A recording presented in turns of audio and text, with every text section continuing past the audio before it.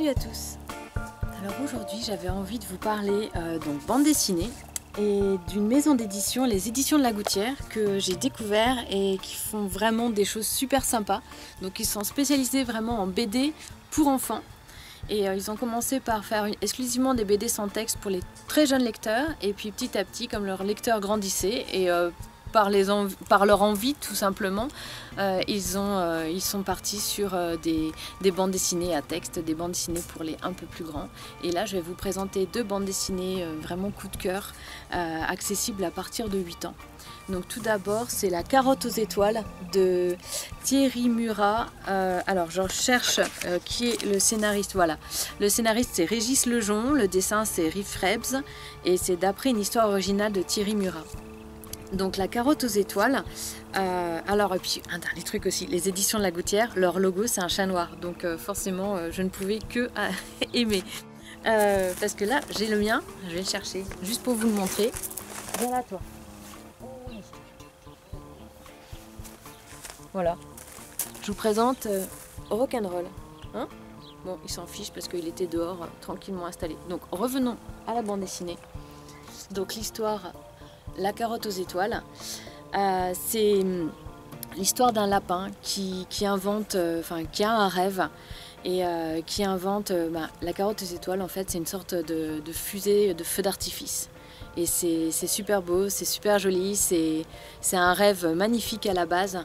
Et sauf que il va intéresser des investisseurs et son rêve va être détourné, il va être modifié, il va être multiplié. Enfin, c'est sous la forme d'une ritournelle parce qu'il y a très peu de texte et c'est vraiment écrit comme une ritournelle en fait. C'est comme une petite comptine avec des mots. Enfin, c'est chantant. Enfin, la façon dont c'est écrit, c'est vraiment bien écrit. C'est juste.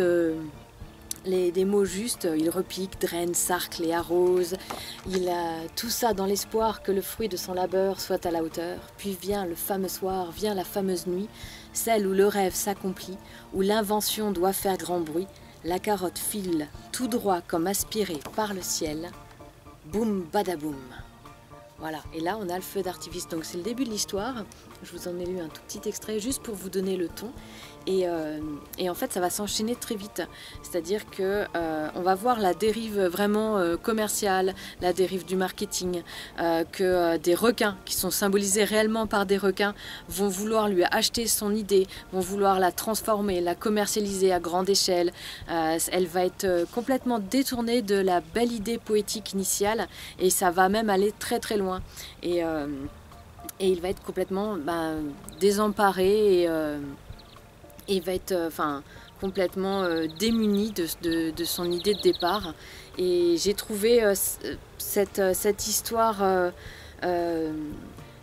très forte, c'est-à-dire que ça s'adresse aux enfants de 8 ans, mais ça a clairement une résonance, ça a même peut-être même plus une résonance pour nous les adultes, parce que c'est vraiment une critique tellement vraie et traitée de façon très poétique et j'ai vraiment bien aimé. C'est peut-être que ça nous parle peut-être même plus à nous, comme je l'ai dit, qu'aux enfants. Je pense que y a vraiment un degré de lecture. Je sais que ma fille de 9 ans l'a lu et je pense qu'elle n'a peut-être pas autant perçu la profondeur de la critique que moi. Et c'est normal puisqu'ils n'ont pas le recul nécessaire.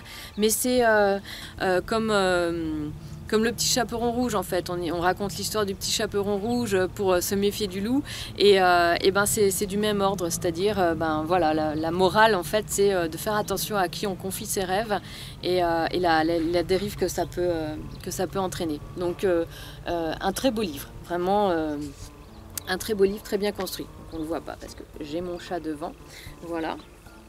Bon, finalement il reste, il est bien posé. Et celui-ci, alors Nora c'est mon gros coup de cœur. C'est un roman graphique. Alors on est au-delà de la bande dessinée, on est vraiment dans le roman graphique. Enfin, la différence entre un roman graphique et une bande dessinée, c'est assez ténu.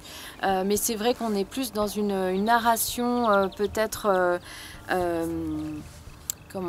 moins porté sur le texte, peut-être plus porté sur l'enchaînement des cases. Je ne saurais pas encore vraiment dire la différence. En général, pour moi, un roman graphique, c'était une adaptation en bande dessinée d'un roman, mais qui s'adresse plus aux adultes. Et là, on est sur un roman graphique avec ses codes, mais pour les enfants. Parce que comme je disais, c'était vraiment à partir de 8 ans. Et donc là, on est vraiment dans un traitement sépia et c'est vraiment très touchant. Donc c'est l'histoire de Nora. Ses parents la confient à son oncle qui est agriculteur parce qu'ils doivent déménager et ils veulent pas l'avoir dans leurs pattes. C'est normal, c'est une enfant de 8 ans, les déménagements ça la saoule. Donc, mais elle n'est pas du tout contente d'aller à la campagne chez son oncle, donc au départ elle boude. Et puis finalement elle va s'y faire à la campagne. Elle va se trouver une cabane dans le creux d'un gros chêne. Elle va y emménager, accrocher ses dessins. Il y a une chatte enceinte qui va venir aussi, donc qui va lui tenir compagnie.